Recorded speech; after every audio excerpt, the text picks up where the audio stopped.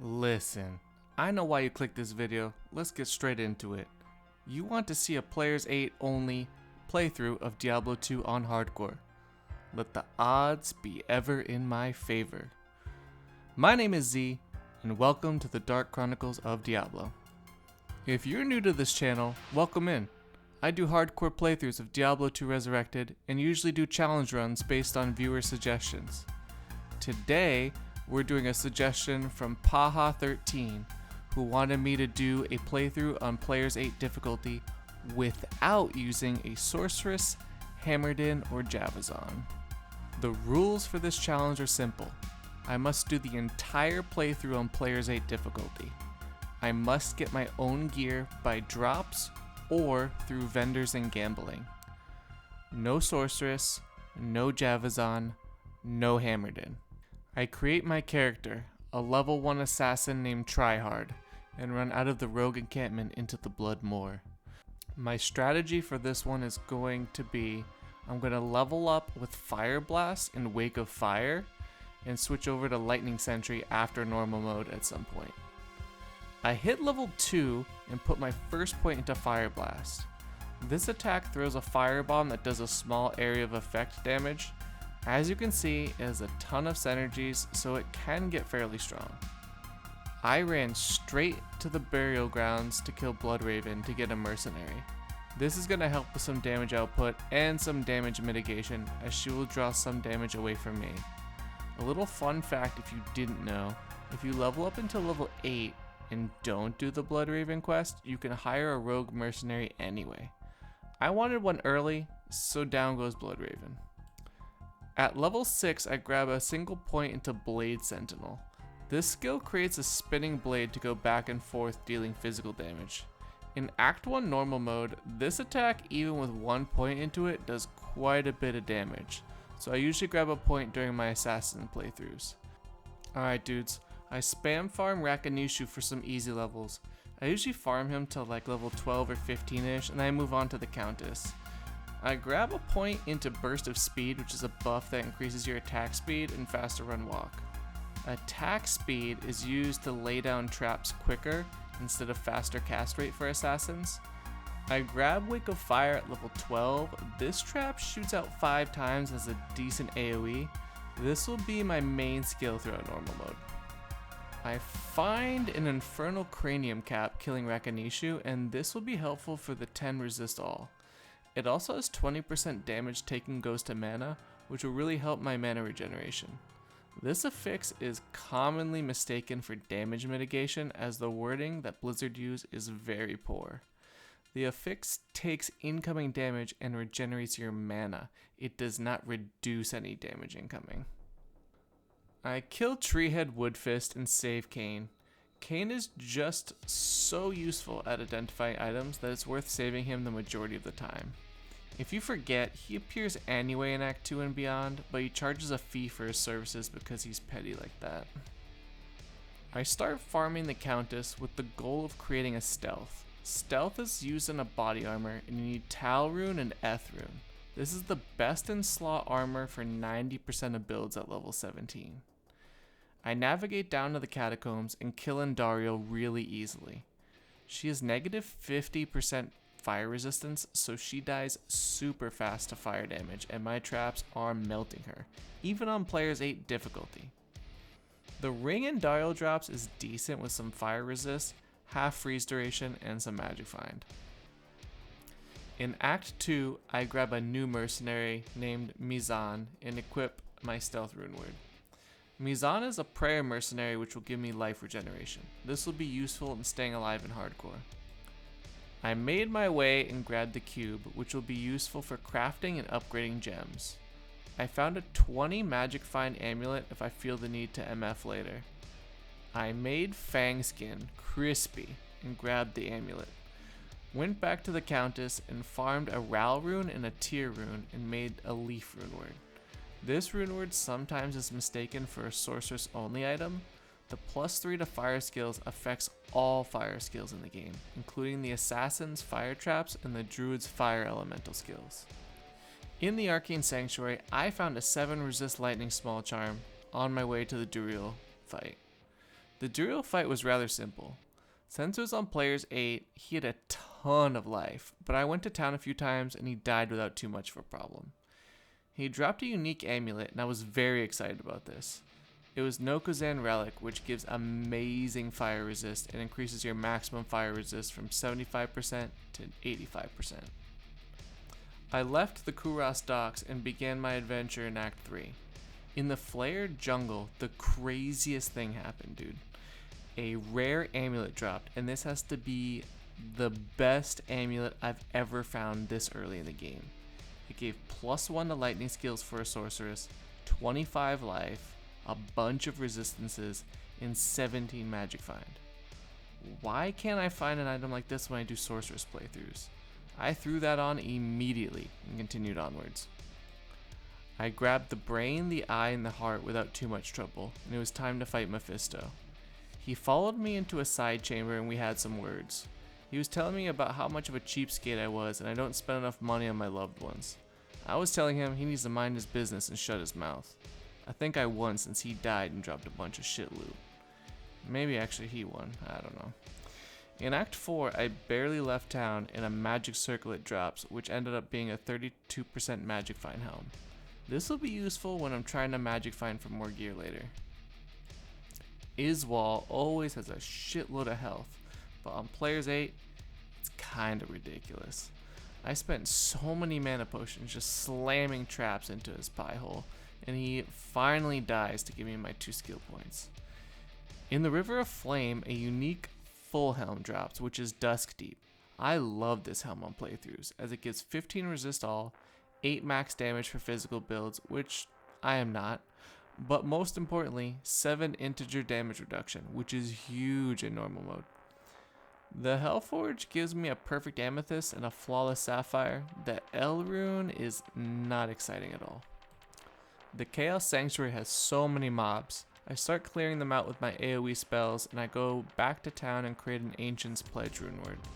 This shield gives a ridiculous amount of resistance to all, and I use it on almost every playthrough at some point. This gives you such a huge defensive power spike before fighting Diablo. The Diablo fight goes as you thought it would. He has a shit ton of life, Mizan dies fairly early, I use an ass ton of mana potions and traps to slowly whittle his health down to 0, and he of course drops me nothing great.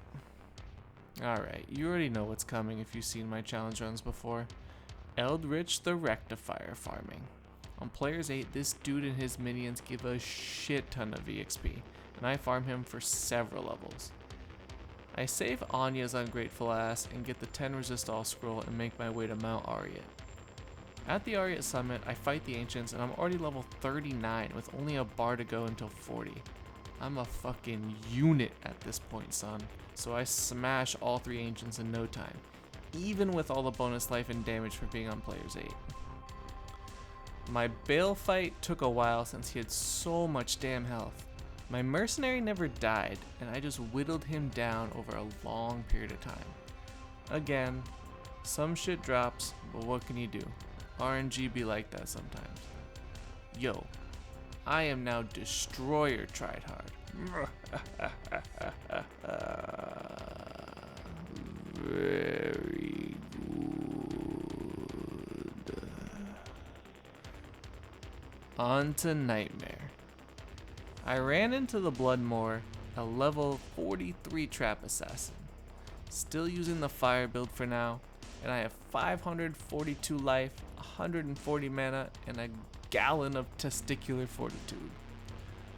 I slam the Countess in Nightmare several times looking for some decent runes. I then respec to Lightning Sentry build, as that's better damage output for the rest of Nightmare. In the Stony Field, I find a unique Maul and a unique amulet, as I'm killing a bunch of champion hungry dead. The Maul is Bone Snap, which is a godly melee weapon. It rolled 240% enhanced damage, which is almost middle of the road for that weapon, and the amulet is another Nokozan relic, so I sell that to the vendor. I rescue Kane again for some free identifying and find these dope ass gloves. Triple resist, 10% increased attack speed for laying my traps faster. I also find a lower resist charges wand which will lower enemies' resistances by 31% and has 67 charges on it. Don't mind if I do. I smash Nightmare and Dario like she owes me money, and she drops a soul rune which will be useful for insight. Speaking of insight, I rolled the insight in a poleaxe and I got 229% enhanced damage, level 16 meditation aura, and 2 critical strike. Low on the damage, but high on the mana regeneration aura. After the Endario kill, I head to Act 2, and I change out my mercenary for a Holy Freeze mercenary for the crowd control. This time, it's my dude Kasim. So Kasim and I decide to get to know each other by smashing Radaman's face in to get that extra skill point. At this point, I am level 52 and completely full on resist when I have my Fade activated. My health is now at 760, so I'm feeling pretty decent right about now. Coldworm the Burrower is a hater and immune to lightning and cold. I use my Death Sentry traps to use Corpse Explosion as it deals fire and physical damage to take him out. I grab the staff and the amulet and head further into the act.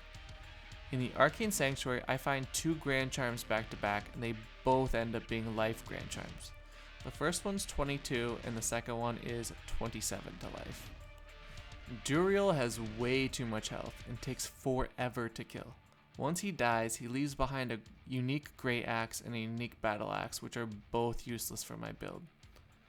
I craft the Blood Gloves recipe and it rolls 9% crushing blow with some fire and lightning resists. Now is a decent time to talk about my plans for the rest of this build. I'm going to max out Lightning Sentry, Charged Bolt Sentry, and Shockweb to complete my lightning damage. After these are maxed out, I'm going to put the rest of my points into Dragon Talon, which is a finishing move with fast kicks, sort of like Zeal on a Paladin, or Fury on a Druid. The plan is to stack Crushing Blow, as in Players 8, boss health becomes insane in Hell, and Crushing Blow will help me kill them substantially faster. I head back to Countess for some more runes, and I find an Am rune, Io rune, and Shale rune. I used the Shale rune and an Eth rune to make the Rhyme Shield. This is one of my favorite rune words in the game, as it provides an extremely rare cannot be frozen affix. It also grants some magic find, increased block chance, and 25 resist all. It's just an amazing shield all the way around. If you make it, try to put it in a bone shield or a tower shield for the highest blocking chance.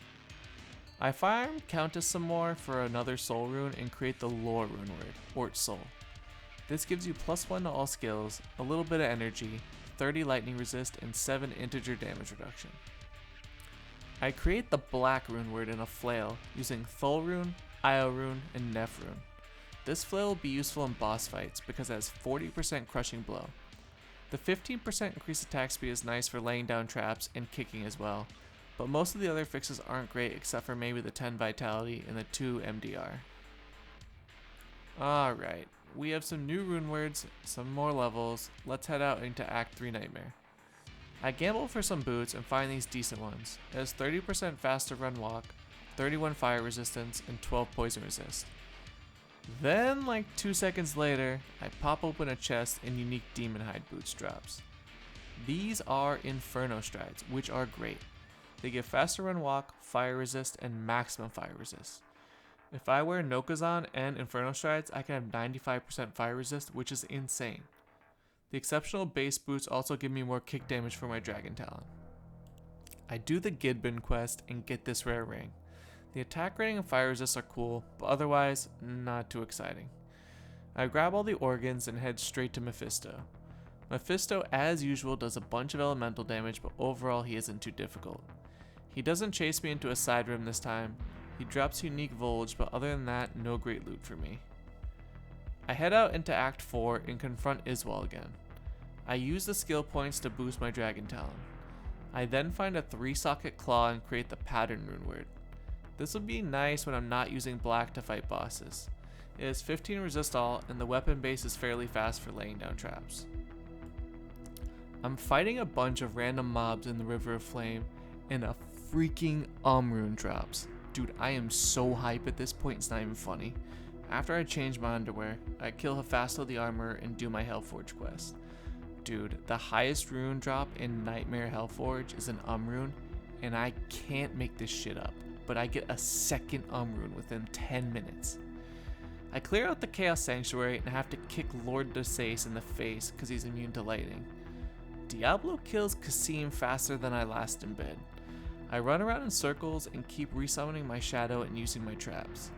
I use my lower resist wand periodically, and I sneak in some random Dragon Talon when I can to get some crushing blow procs, and he dies eventually. No great drops per usual, although the unique two-handed sword is one of my favorite low-level weapons in the game, Shadow Fang. The longsword is a great base with -10 base speed, and I create a crescent moon in this 3-socket longsword. This rune word is the answer to my prayers.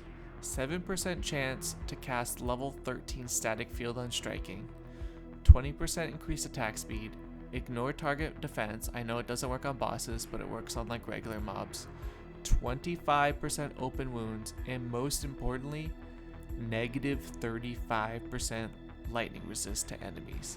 This will increase my trap damage a shit ton. I test out my new damage by beating up Shank the Overseer. I get this cool belt as a reward which rolls 60 life, which is the max for a rare belt. I start farming Eldritch per usual and get this really cool large drum. 3 max damage, 14 attack rating, 24 life. This is going to be great on my character for all the kicking I'll be doing. I rescue Anya for the 10 resist all scroll and head straight to the Ancients. I'm excited to fight these dudes as I have almost 1,000 life and a crescent moon for ridiculous damage. I do remember I'm playing on players 8 setting, so they're still going to be tanky.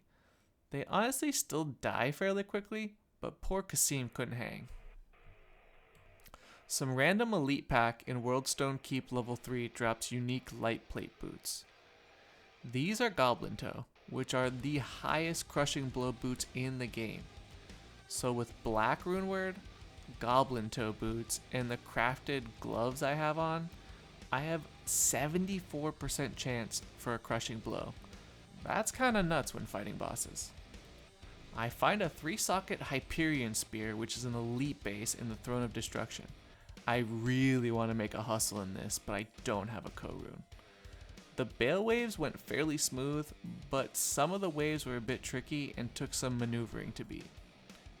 Bale himself had a shit ton of life. This fight took a long time but was much quicker thanks to Crushing Blow.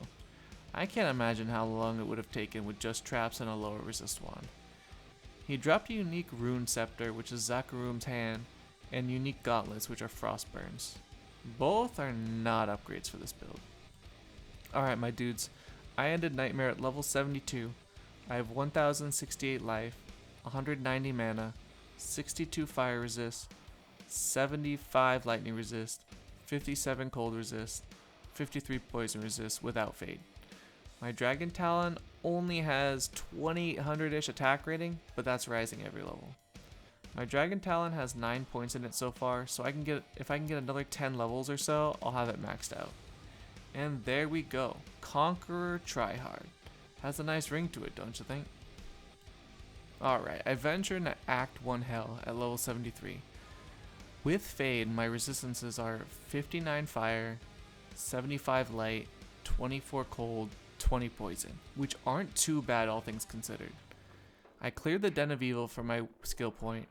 I decided to make my resist even better by throwing Ort Ral Thul in a breastplate. It was not easy, but I made my way to Hell Countess, and I took her out.